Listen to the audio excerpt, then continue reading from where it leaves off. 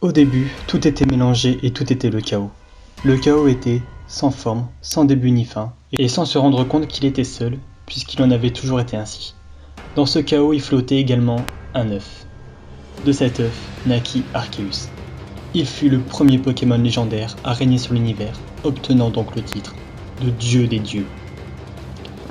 Selon les mythes de Sinnoh, au départ, il n'y avait qu'un tourbillon de chaos bouillonnant. Et au cœur du chaos, où toutes choses ne font plus qu'une, un œuf apparut. Échappé du vortex, l'œuf donna naissance à l'être originel. D'Arceus naquirent 3 dragons, Dialga, Palkia et Giratina. Ensemble, ils créèrent le monde tel qu'il est. La matière fut créée par Palkia, le temps s'y écoula grâce à Dialga, et la vie y apparut grâce à Giratina.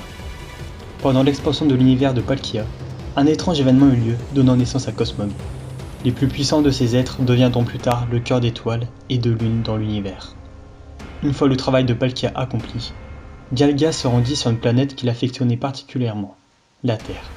Il y créa Boreas, Fulguris et Démétéros pour régner en tant que dieu sur Terre, ainsi que Hoopa pour les superviser.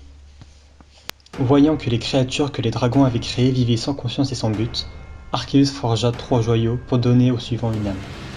Créelf, représentant le savoir et donnant aux êtres vivants la connaissance. Créphadé, représentant les émotions, donnant aux êtres vivants les émotions, la nature et le bonheur. Et Créfolé, représentant la volonté, la donna aux êtres vivants. Le monde manquait toutefois d'équilibre, et pour cette raison naquirent Reshiram et Zekrom. Réalité et idéal. Leur origine serait une seule et même entité inconnue et très puissante, s'étant scindée en deux lors de la naissance d'Arceus. L'un noir, l'autre blanc, symbolisant le yin et le yang. Reshiram ne peut exister que parce que Zekrom existe et inversement. De ce fait, il va sans cesse chercher à s'équilibrer avec Zekrom, son opposé. Leurs combats répétitifs menèrent à la création de la région d'Unis.